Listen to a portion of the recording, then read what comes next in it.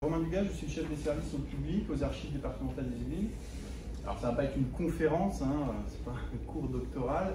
L'idée c'est que je vous présente un peu le nouveau site internet, puisque nous avons une évolution majeure de notre site depuis décembre 2021. Donc l'idée c'est de vous présenter un peu les clés d'entrée sur ce nouveau site, les fonctionnalités un peu de la visionneuse aussi, ce que vous pouvez y trouver, et de vous parler un peu des dernières nouveautés mises en ligne, puisque vous l'avez peut-être vu si vous fréquentez un peu notre site ou pas. En tout cas, on a déjà numérisé beaucoup de choses, mais on continue à le faire. Et pour vous donner une idée, l'année dernière, on a mis en ligne 1 million de vues. Alors on parle en vues, hein, c'est-à-dire pas en document, parce qu'un document peut représenter en fait plusieurs pages. Donc c'est 1 million de vues, et on va être un peu sur ce rythme. Mais je vais vous évoquer tout ça au cours de cette présentation. Encore quelques personnes. Bonjour madame. On vient de commencer, vous n'êtes pas encore en retard. Voilà, donc juste quelques chiffres clés en introduction. Ça va si je m'assois? Oui, toujours.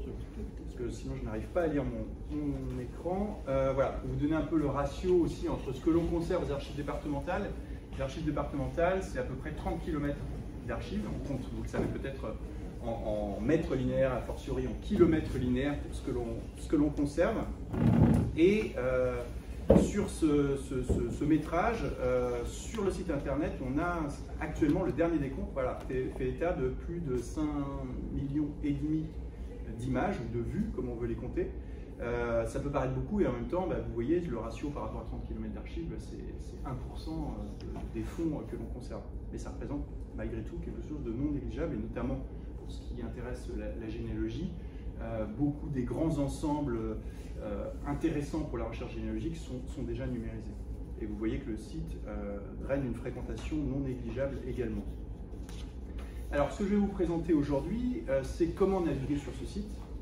On va voir un petit peu les outils aussi d'aide qui vous sont proposés. On propose des tutoriels, il y a ce qu'on appelle aussi les instruments de recherche, qui sont les répertoires, les inventaires, les catalogues. Ils ne sont pas tous en ligne, mais voilà, je vais vous montrer où on peut les trouver néanmoins. On va aller ensuite dans les fonds et collections numérisées pour voir justement, parce que c'est une des grandes nouveautés du site de 2021, c'est ce qui a perturbé nombre d'internautes, c'est l'affichage. C'est-à-dire que par défaut, quand vous arrivez sur une base, je prends par exemple l'état civil, vous allez avoir tous les résultats par défaut. Et c'est ensuite vos choix de filtres avec les moteurs de filtre sur la droite que vous allez pouvoir réduire le champ de l'interrogation. Ce qui était différent dans la version précédente où en fait vous n'aviez rien et vous alliez interroger. Donc ça c'est pas grand chose, mais ça a perturbé pas mal d'internautes. On va voir la visionneuse. Voilà, je pense que vous maîtrisez peut-être un peu les différentes fonctionnalités de la visionneuse, mais je vais vous montrer un petit peu des choses peut-être que vous ne connaissez pas, en tout cas dont on a pas mal de remontées, donc je me dis que ce n'est pas forcément intuitif pour beaucoup de personnes. Et puis, je vais vous parler des nouveautés qu'on a mises en ligne. Je le dis tout de suite, parce qu'on forcément, au cours de cette présentation, ça va être relativement court malgré tout. On a un stand archives départementales dans la salle de lecture avec des collègues qui pourront répondre vraiment à toutes vos questions si vous voulez creuser un point, une interrogation sur des choses en ligne que vous n'arrivez pas à aborder ou une situation particulière qui est la vôtre dans le cadre de vos recherches. Et puis enfin, parce que c'est important, vous donner un peu des notions sur les délais de communicabilité et ce qu'on peut mettre en ligne. Parce que parfois, il y a des interrogations aussi qui nous sont faites sur « Ah, mais je ne comprends pas, normalement l'état civil c'est 75 ans, or vos actes de naissance, je ne peux pas les voir avant 100 ans. » Pourquoi? Il y a une raison, c'est le RGPD, hein, sur les données à caractère personnel, on va voir ça. C'est-à-dire que le Code du patrimoine qui fixe les délais de communicabilité, eh bien, il est malgré tout amendé par ce RGPD qui nous impose des restrictions plus drastiques dans le cadre d'une mise en ligne. C'est-à-dire qu'il y a des choses auxquelles on peut accéder plus facilement quand on se déplace ou que l'on sollicite, mais qu'on ne pourra pas mettre en ligne pour une libre consultation. Donc voilà un peu ce que je vais vous présenter ce matin. Alors, on va aller sur le site après, mais je sais par expérience que c'est quand on veut faire quelque chose que parfois ça bug. Donc j'ai préféré faire des captures d'écran pour être sûr de cette présentation. Donc le site, vous le voyez sur votre droite, et comment il se présente. C'est-à-dire que vous avez maintenant, pour naviguer sur le site, plusieurs entrées. Vous avez les 4 onglets en haut qui voilà, nous connaître, rechercher, participer, et EducArchive, qui est un site, on va dire, bis, qui est consacré aux ressources éducatives et pédagogiques, qui vous permettent par un menu, c'est-à-dire que quand vous passez la souris sur un de ces titres, vous allez avoir le menu déroulant de chacun de ces titres qui va s'afficher. Ensuite, en dessous, vous avez un grand bandeau d'actualité sous forme de carrousel, comme vous aviez sur l'autre site, mais beaucoup plus imposant. Vous voulez vraiment mettre en une les actualités. Le bandeau gris vous fait part d'alertes, par exemple la salle de lecture est fermée ou des choses comme ça. Et puis vous avez une autre entrée, des entrées un peu plus, on va dire, thématiques, qui ne sont pas les entrées structurelles du site, mais qui permettent d'aborder sous un angle utilisateur, on va dire. C'est-à-dire, je veux venir en salle de lecture, bah, vous allez trouver toutes les informations pratiques liées à la salle de lecture, qu'est-ce qu'il faut faire pour s'inscrire, etc. Voilà, donc d'autres entrées thématiques. Les actualités répétées en bas et puis le suivi des réseaux sociaux. Donc comme je le disais, quand on passe la souris sur un des titres, ça va nous dérouler tout l'arborescence de ce titre dans lequel on va ensuite pouvoir cliquer pour trouver l'information que l'on recherche. Mais vous avez deux possibilités, c'est-à-dire que pour savoir où vous en êtes, parce qu'à force de cliquer, vous ne savez plus forcément où vous êtes dans le site, vous voyez que la ligne grise à partir de la petite maison là, où pointe la première flèche, vous indique le lien où vous vous trouvez dans le site. Donc là, on voit que à partir de la page d'accueil, effectivement, archives en ligne, et on est dans la base consacrée au répertoire des notaires. Mais vous avez sur le côté aussi un autre affichage par rapport à archives en ligne avec toutes les bases. Donc vous avez vraiment comme ça deux cartographies de la situation dans laquelle vous êtes dans le site. Alors, j'en viens à l'aide à la recherche. On a tout centralisé justement des guides, des tutoriels. On a fait pas mal de tutoriels vidéo, il y a des tutoriels plus écrits sous forme de PowerPoint ou de Geniali. Geniali, c'est un outil un peu comme PowerPoint qui permet de faire des animations. Et on a fait des tutoriels pas à pas, et notamment des tutoriels qui accompagnent la mise en ligne de nouvelles bases. J'y reviendrai tout à l'heure, mais récemment, on a mis en ligne l'enregistrement, les hypothèques, les matrices cadastrales. C'est des sources qui sont parfois un peu méconnues et qui nécessitent un accompagnement pas à pas. Donc là, vous trouverez, quand vous allez dans « Rechercher », vous voyez en plus, vous avez les menus par code couleur, donc là, vous savez que vous êtes dans « Rechercher ». Aide à la recherche, vous allez avoir tous les tutoriels, qu'ils soient vidéo ou rédigés, je vais dire, qui vous permettent de vous familiariser avec un fond particulier. Je vous invite vraiment à les regarder, notamment par exemple le tutoriel cadastre, il est sous forme vidéo, mais c'est vraiment à partir d'exemples très concrets. Voilà, j'ai une information sur quelqu'un dont je vais rechercher la propriété, comment je fais, j'ai passé l'information, voilà, on va vous guider pas à pas. Pour les hypothèques, c'est pareil. Et puis, les deux derniers, plus globalement, histoire de ma famille et histoire de ma maison, bon, c'est des conseils un peu, là, pour le coup, beaucoup plus génériques sur je veux m'intéresser à l'histoire d'une maison ou de ma famille, quelles sont les grandes sources qu'on va pouvoir trouver aux archives départementales. Alors là, ça va être plus compliqué, hein, c'est-à-dire qu'on va vous dire, bah oui, potentiellement, dans le répertoire des notaires, vous allez pouvoir trouver telle chose, etc. C'est plutôt un guide des fonds par rapport à ces thématiques. Ensuite, sur la ligne au-dessus, vous avez inventaire en ligne. Donc inventaire, ce que les archivistes appellent inventaire, globalement, nous on appelle plutôt ça instrument de recherche. Ce sont tous les ce que vous allez trouver aussi en salle de lecture sous forme de petits comment ça s'appelle, classeurs, soit par fond, soit de façon transverse, comme un catalogue, par exemple un catalogue des cartes et plans, un répertoire numérique. Donc on va avoir des répertoires par série. Donc là, ça va être plutôt des instruments de recherche qui, par série, du cadre de classement, vont vous permettre de retrouver l'information. Par exemple, je m'intéresse, j'ai un ancêtre qui a été condamné, donc je vais chercher dans la justice. La justice, le découpage de la justice fait que sous l'Ancien Régime, ça va être la série B. La série B, c'est les juridictions sous l'Ancien Régime. Si je m'intéresse à la période moderne, c'est-à-dire depuis la Révolution jusqu'à 1940, la justice, je vais la trouver, est-ce que vous savez où? 2U. Très bien, alors 2U pour la cour d'assises, mais après vous avez d'autres sous-séries, ce qu'on va appeler sous-séries, c'est la série U effectivement pour la justice. Les sous-séries, ça va être en fonction des juridictions, par exemple, comme je le disais, 2U, ça va être la cour d'assises, mais on va avoir les tribunaux d'instance, la justice de paix, etc., etc.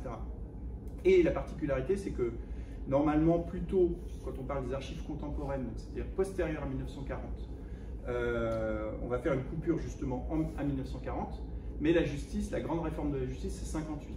Donc en fait, cette série U va plutôt aller jusqu'en 58, et après 58, il faudra chercher dans les archives contemporaines en série W.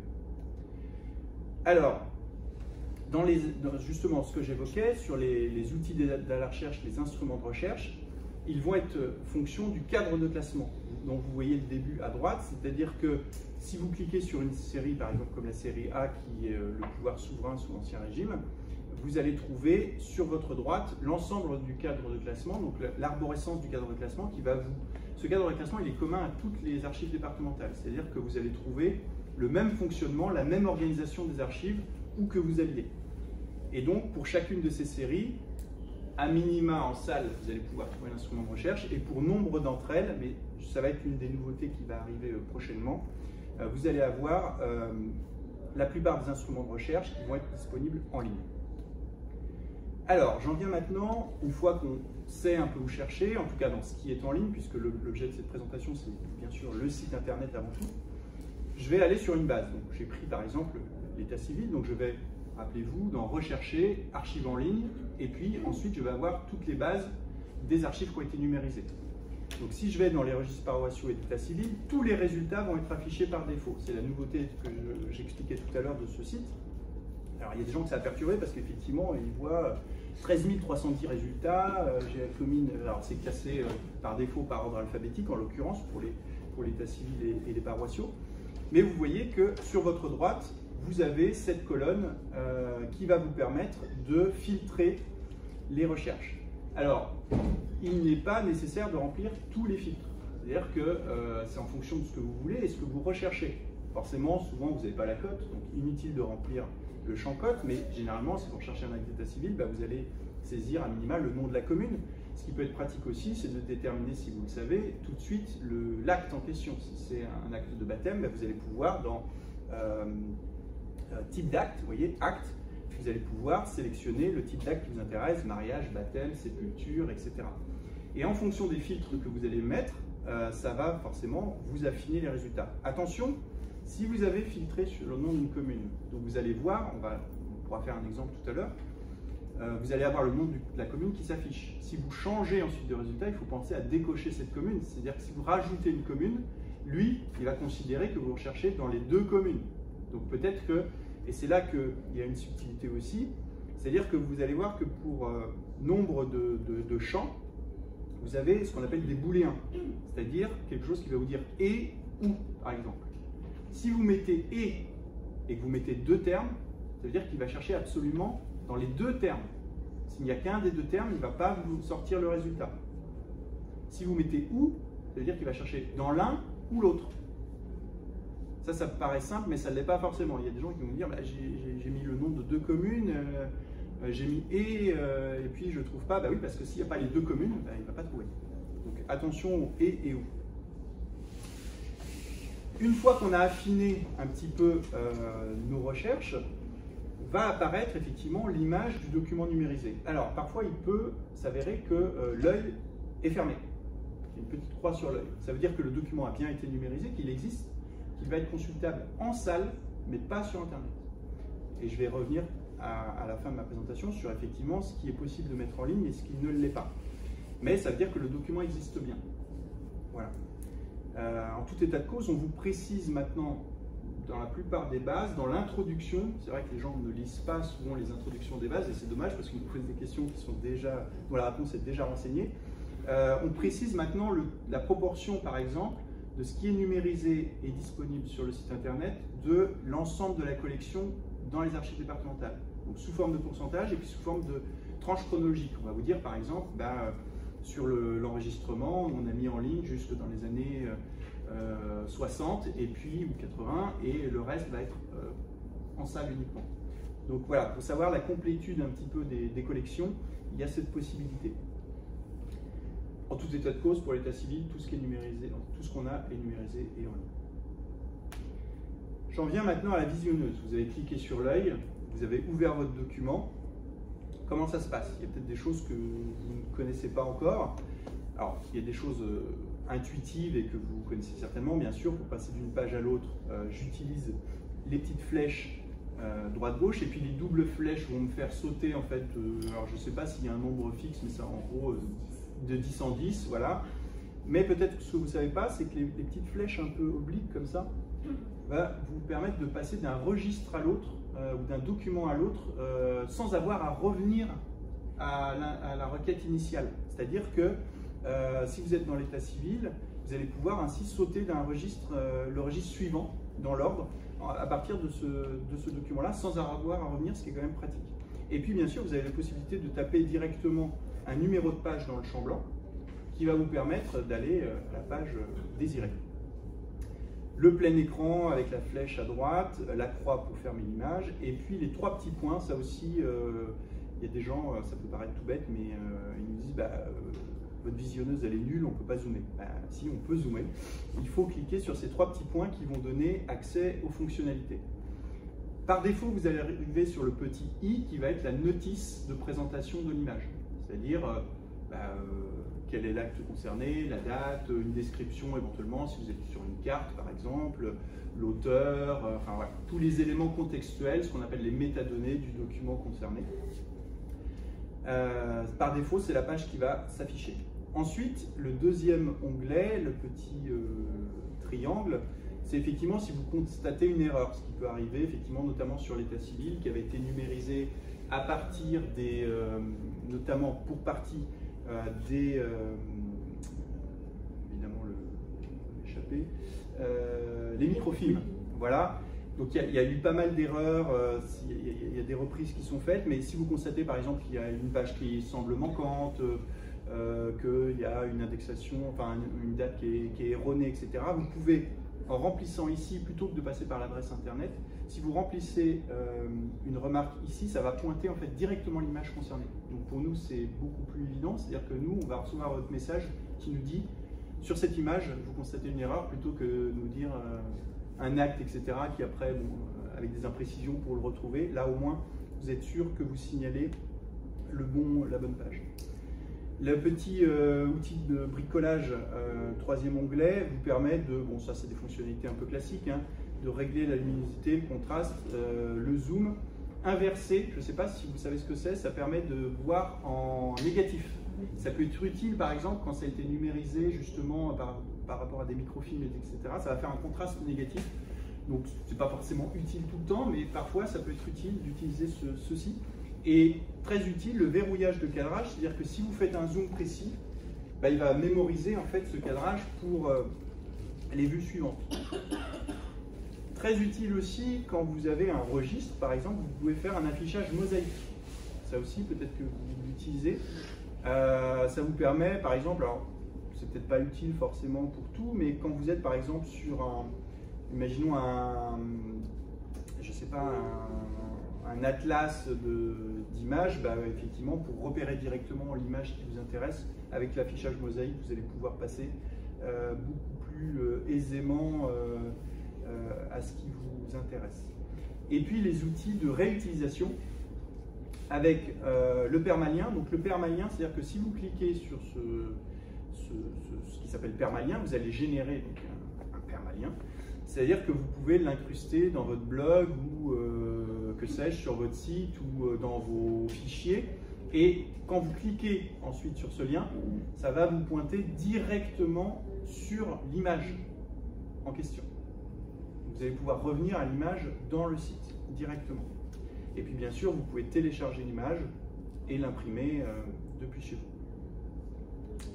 La dernière chose, c'est l'espace personnel qui vous permet, alors on va voir, il faut s'inscrire, mais c'est tout bête, qui vous permet effectivement de stocker dans un espace personnel des documents qui vous intéressent. Pour l'instant, il n'y a pas encore de signet dans notre site, mais c'est une fonctionnalité qui pourra peut-être venir. Un signet, ça vous permet effectivement de pointer des choses, mais le permalien permet de faire cela.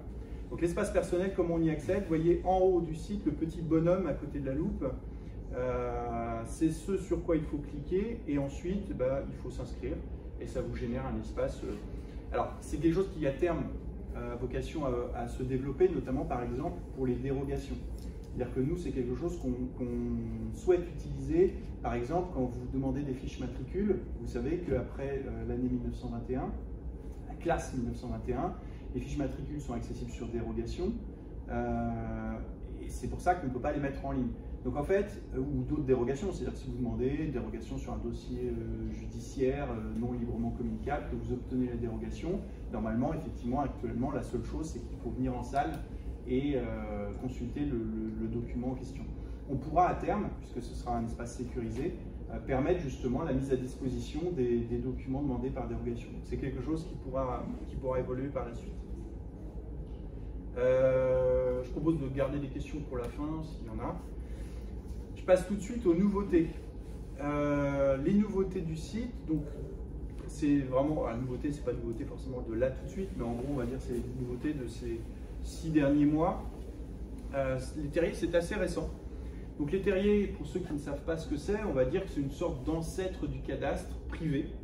C'est-à-dire que les seigneurs, qu'ils soient laïcs ou ecclésiastiques, tenaient compte des feudataires, donc des gens qui leur devaient une redevance, leurs vassaux en fait, et ça se manifestait, alors pas toujours par un plan, parce que c'est un plan à l'époque c'est coûteux, etc., mais en tout cas par un censier ou un cueilloir, enfin il y a différentes dénominations, mais en gros voilà, un censier plutôt, dans lequel on allait, alors c'est une source intéressante pour la généalogie, notamment si c'est indexé, parce que on va avoir la liste de toutes les personnes qui doivent verser une redevance, un cens, au seigneur en question. Donc le seigneur gardait très précieusement ce genre d'acte, parce qu'en fait ça prouvait que des personnes lui devaient, on va dire maintenant, des loyers, même si c'était pas plus que des loyers à l'époque, mais voilà.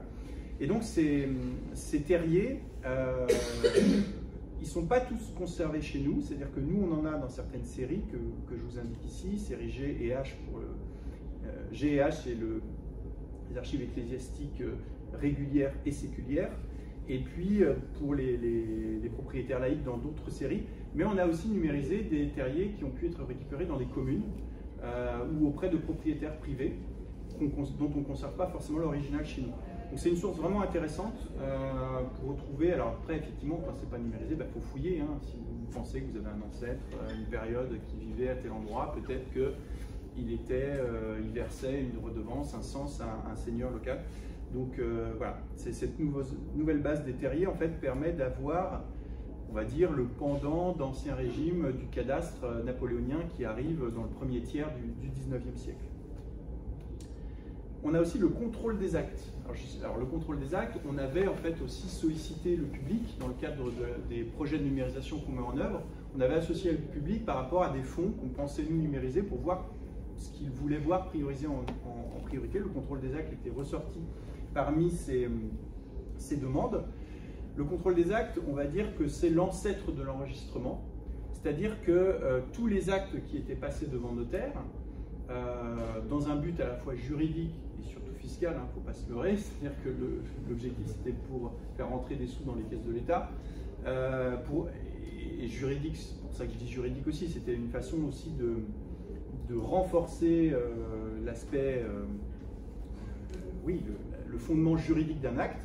Il devait se voir enregistré par un bureau qui a donné lieu ensuite à un bureau fiscal de l'enregistrement tel qu'on peut les connaître actuellement. Et ce contrôle des actes, il permet là aussi de retrouver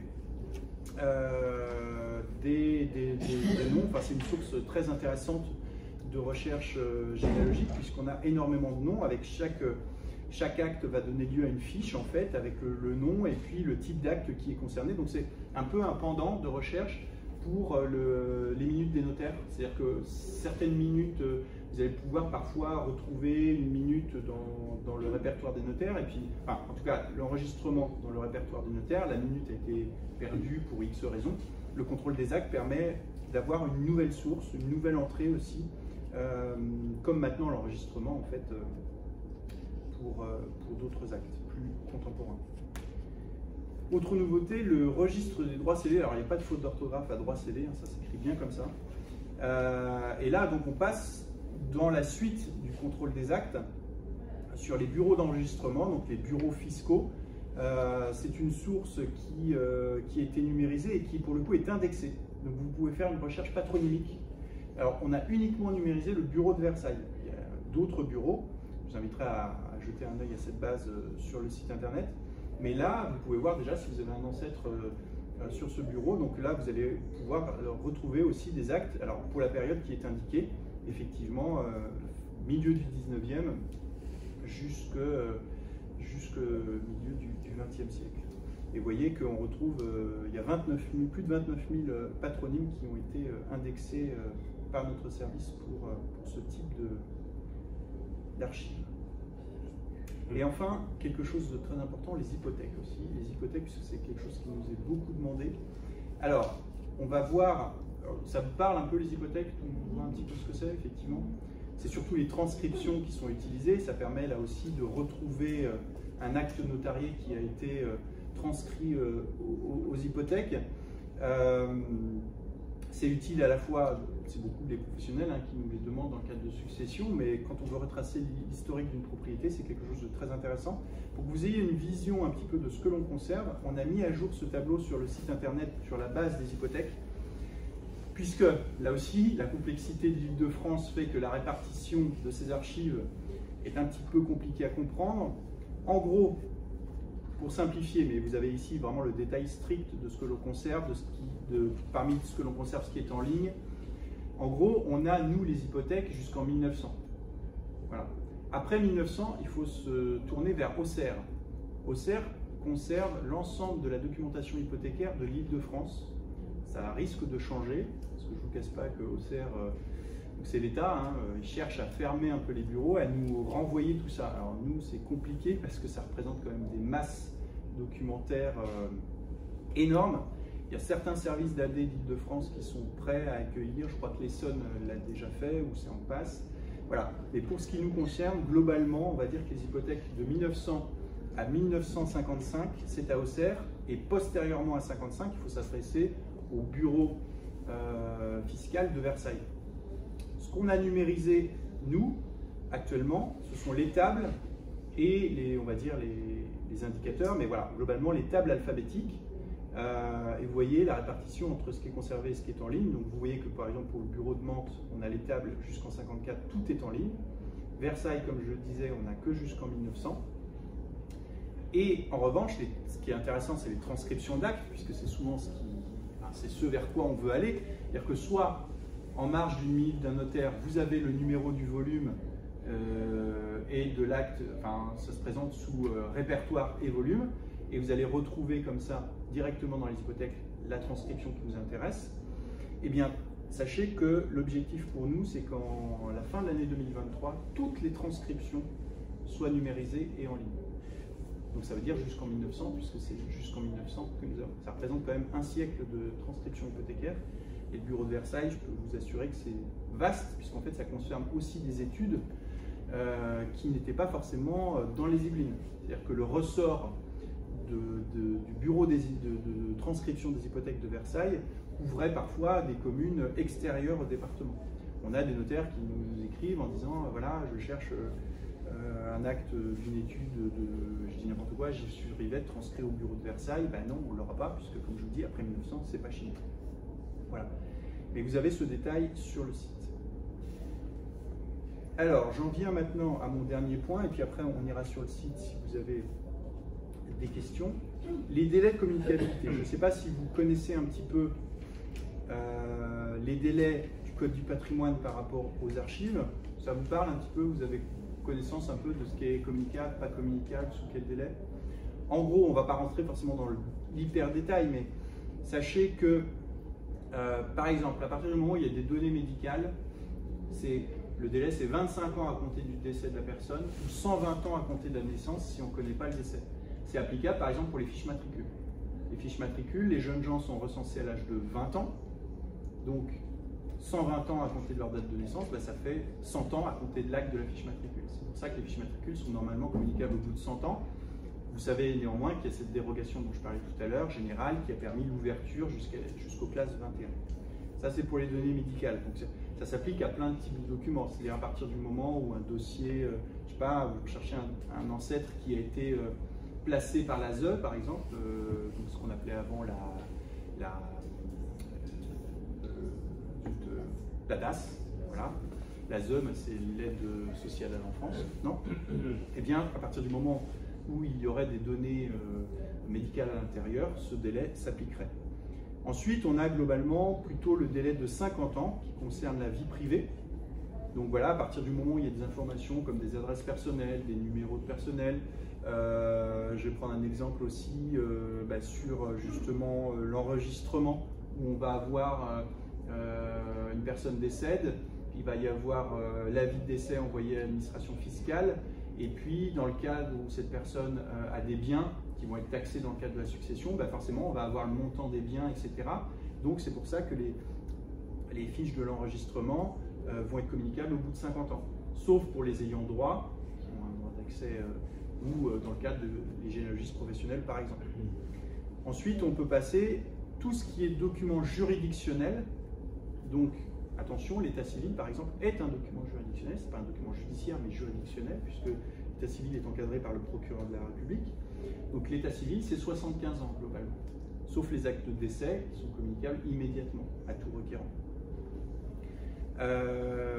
Les actes portés devant, ce qu'on appelle les actes portés devant les juridictions, donc on va dire les documents judiciaires de façon générale, là aussi c'est 75 ans, mais attention, ça peut monter jusqu'à 100 ans si les personnes sont mineures. Donc ça veut dire qu'un dossier de cour d'assises concernant un mineur, par exemple, le délai passera à 100 ans. Ça peut être réduit à 25 ans si toutes les parties sont décédées, mais il faut le prouver. Voilà. Et quand on dit toutes les parties, c'est aussi bien le mis en examen, la victime, alors elle peut être décédée, surtout en cour d'assises, il y a risque de décès pour la victime souvent, mais aussi les parties constituées, c'est-à-dire ce qu'on appelle maintenant les parties civiles. Et il faudrait que toutes ces personnes soient décédées. Et c'est nonobstant les autres délais, c'est-à-dire que par exemple, imaginons que toutes ces personnes soient décédées depuis plus de 25 ans, ça abaisserait le délai de 75 ans, pour autant, le délai de la protection de la vie privée s'appliquerait. Il faudrait malgré tout appliquer le délai de 50 ans. Ce qui est très compliqué en fait par rapport au délai, c'est qu'on n'est plus comme sur la loi de 78 sur des délais fixés sur les types de documents, on est sur des délais d'information. Ce qui fait qu'un même document peut avoir différents types d'informations, ce qui fait que différents délais peuvent être théoriquement applicables. Voilà, et globalement on en est là. La police judiciaire, ça suit le même régime, si vous cherchez des choses par exemple dans des dossiers de police, main courante, etc., ça va être pareil, c'est le délai de 75 ans qui va s'appliquer. Voilà, je passe là-dessus. Et alors, pourquoi ces délais du Code du patrimoine peuvent être différents par rapport à la mise en ligne? Vous retrouverez ça aussi sur le... Je vous tire ces éléments du portail des Archives de France, donc c'est le service interministériel des Archives de France qui encadre toute la réglementation des archives en France. Donc qui vous explique tout ça et qui notamment vous donne un tableau récapitulatif ici, alors qui est un peu indigeste, hein, mais je vais vous traduire un petit peu. On va considérer, alors je vais me baser sur le premier cas, fonds d'archives publiques librement communicables. Si déjà les archives sont communicables par rapport au délai que je viens d'évoquer, c'est-à-dire le délai portant sur l'enregistrement de 50 ans est échu, les matrices cadastrales aussi 50 ans c'est échu, ok, normalement c'est communicable en salle. Est-ce qu'on peut les mettre en ligne? Il va falloir se poser deux questions. Est-ce que c'est un document administratif ou est-ce que c'est un document de nature juridictionnelle? Le cadastre, l'enregistrement, c'est administratif. Donc, on est dans ce premier cas. Ensuite, alors, il y a des articles là, c'est des articles de ce qu'on appelait la loi CNIL, c'est-à-dire, est-ce que ce sont des données à caractère personnel, sensibles ou non sensibles? Alors, pour faire simple, ce qu'on considère comme des données à caractère personnel sensibles, c'est à partir du moment où sont évoquées une appartenance politique, syndicale, religieuse, raciale, des données biométriques. Ça, c'est ce que la loi considère comme des données personnelles sensibles. Les autres données à caractère personnel, je ne sais pas, correspondant à la vie privée par exemple, c'est considéré comme pas sensible. Ce qui fait que si ce n'est pas sensible, eh bien, on peut appliquer tout simplement le Code du patrimoine. C'est pour ça que, par exemple, les matrices cadastrales, on peut les mettre en ligne au bout de 50 ans. L'enregistrement, on peut le mettre en ligne au bout de 50 ans. En revanche, s'il y a des données à caractère sensible, par exemple, on est en train de numériser les fiches d'étrangers de la préfecture, là, vous pouvez avoir des mentions sur l'origine ethnique, des choses comme ça, d'appartenance politique, etc. On ne pourra pas les mettre en ligne. En revanche, on les mettra à disposition en salle. Voilà. puisque, vous voyez, ici, la dernière colonne nous dit, normalement, il faut appliquer un délai de 100 ans. Et c'est pour ça, alors c'est pas pour ça pour l'état civil, puisque, en fait, donc là, on était sur le cas administratif, maintenant je passe au cas juridictionnel. Par exemple, comme l'état civil, qu'est-ce qu'on nous dit pour l'état civil? On nous dit que on peut mettre en ligne 25 ans pour les décès, 75 ans pour les mariages. Donc, vous voyez qu'on est plus long sur les décès que l'on serait par rapport au Code du patrimoine, qui dit immédiat. Et on est plus long sur les actes de naissance qui peuvent contenir des mentions marginales. Et vous savez que dans les mentions marginales, on peut avoir des mentions d'adoption, des choses comme ça, qui fait qu'effectivement, c'est considéré comme des données sensibles qui font passer au délai de 100 ans. Voilà. C'est pour ça qu'il y a un décalage entre ce que vous pourriez théoriquement venir consulter en salle et pouvoir consulter en ligne. Et c'est de la même façon, nature juridictionnelle, on va trouver par exemple les dossiers de cour d'assises. C'est pour ça qu'on a par exemple numérisé des procès historiques comme Landru, mais même si c'était communicable au bout de 75 ans, on n'a pas pu le mettre en ligne avant ce délai de 100 ans. Dernière chose, la réutilisation, c'est-à-dire une fois que vous avez justement téléchargé un document, etc., est-ce que j'ai le droit de l'utiliser dans une publication que je vais faire, sur mon blog, etc. Sachez d'une part que c'est vous en fait, qui êtes responsable avec la loi actuelle. C'est-à-dire que si vous mettez en ligne des choses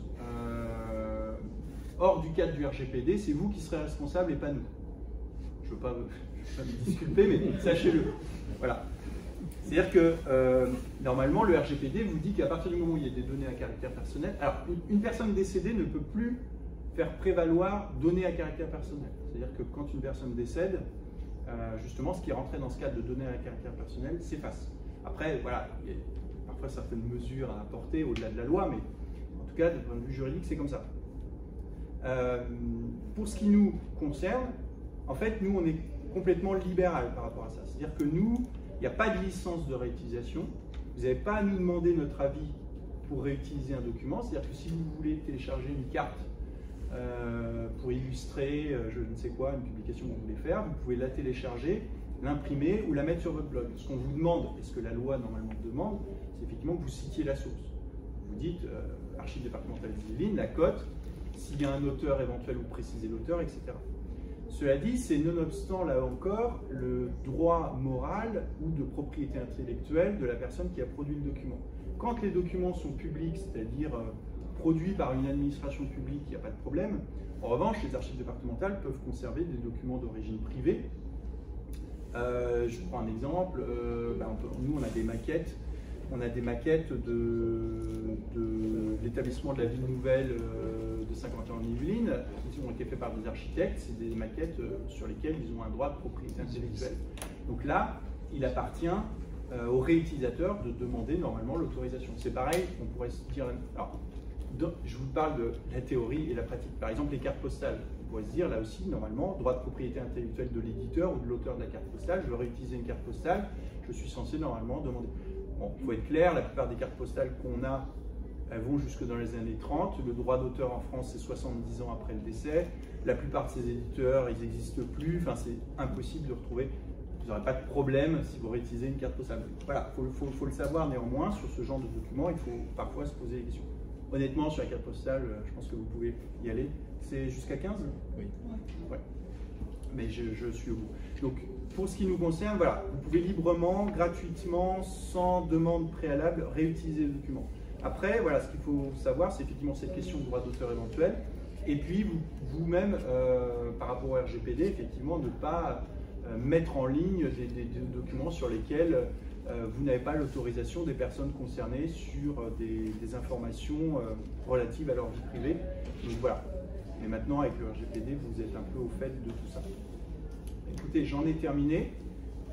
Est-ce qu'il y a des questions de votre part? Encore une fois, s'il y a des choses très précises, il y a mes collègues qui sont là-bas qui peuvent répondre à toutes vos questions.